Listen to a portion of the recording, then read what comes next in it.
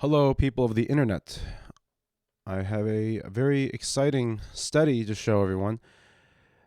Right here, new study highlights serious accounting errors regarding COVID deaths. Now, this is not the original article. Um, this is the original article, which is now not available.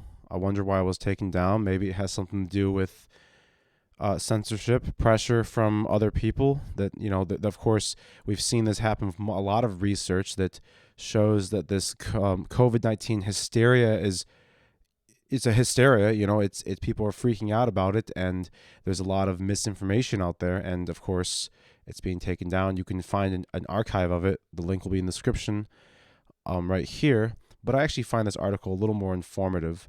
And basically, what it's saying is that they looked at the total number of deaths. So right down here, total deaths in the United States showed no significant change and even mirror past trends of seasonal illness. And so here's the chart right here. And you could say, like, your eye might kind of go to here, right? The total number of deaths from all causes is higher. This is deaths per week and their causes. So all causes right here, it does boost, it does go up. But you look at the overall trend here, and I mean, so here's a bump right here, and it follows seasonal patterns, right? About 60, a little over 60,000. And then here it's about almost 70,000.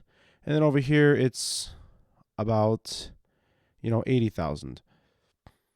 And this isn't surprising to me, given that America, as they point out in this article, and something about the population is higher, is getting higher here.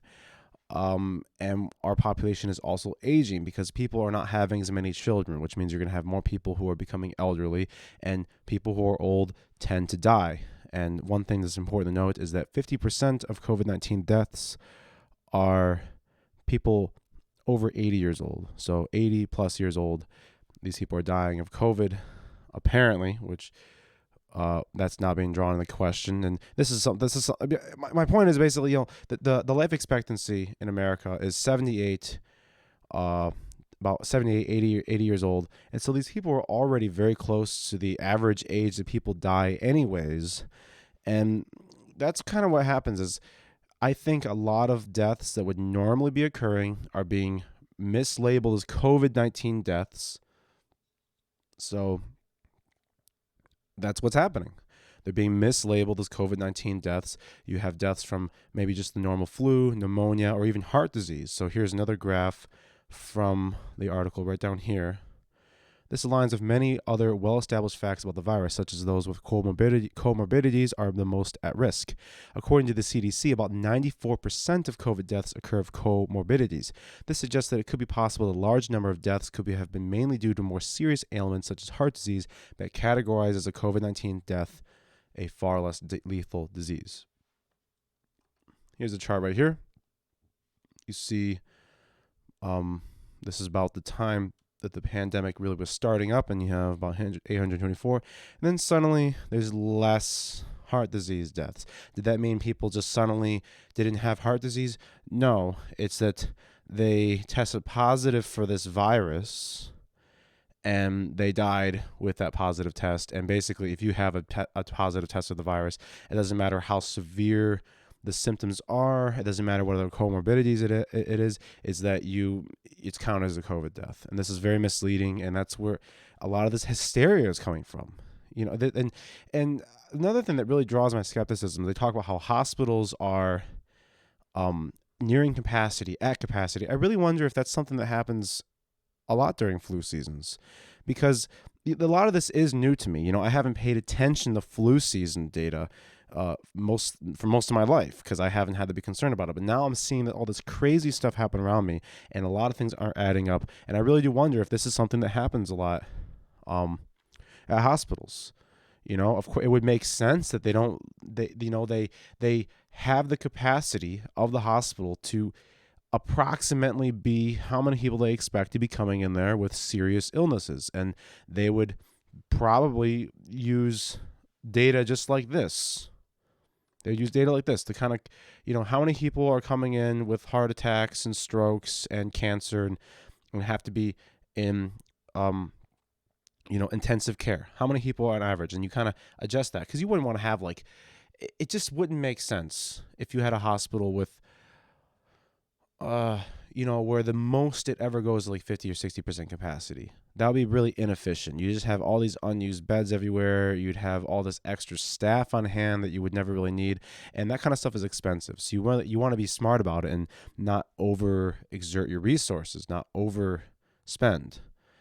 And so yeah, they might. I kind of suspect, and I haven't looked this up yet, but I suspect that this is something that happens all the time during flu season. Hospitals reach capacity. A lot of people who are old and unhealthy are going in severe condition. And as I mentioned, this was censored, or I don't know why it was taken out. I presume it's censorship at this point. This is so widespread. Anytime there's some research that shows that pokes holes in this narrative they give you, it's taken down, it's suppressed, it's stop. You get prompts and warnings on social media to not post it. Its exposure throttled. So at this point, I mean, I can't see any reason why you want to take this down. The John Hopkins newsletter. This is pertinent research. Why is it? People have a right to know about this, as the article points out at the bottom here. And it's not denying that the virus exists. It's not conspiratorial. This is just data. This is a very reasonable to look at. So, thought I'd share that with you, and some of my thoughts, kind of just going off the on the fly right now. If you like this kind of content, like, share, subscribe, all that nonsense. I hope to grow this channel more and just sort of spread my thoughts out there. And of course, please share this with people. People need to know about this information, because it's not going to be shared with them. It's not going to be exposed to them. The TV news is going to only show you the hysteria, so they can justify further lockdowns and restrictions, and keeping those lockdowns and restrictions going as long as possible, and pushing for not mandatory vaccination, but pressure to get vaccinated. If you want to travel, if you want to attend concerts, that's something we've already seen.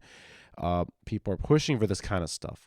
And do you really need a vaccine for a virus that, from the data, looks like it's a bad flu season? A lot of people who are close to the end of their life, according to average life expectancy, are dying. I mean, at what point, you don't need a vaccine for that. You don't, especially one that's rushed like this. So definitely spread this news to people and keep getting the truth out there. It's very important to do that. Have a good day, night, whatever.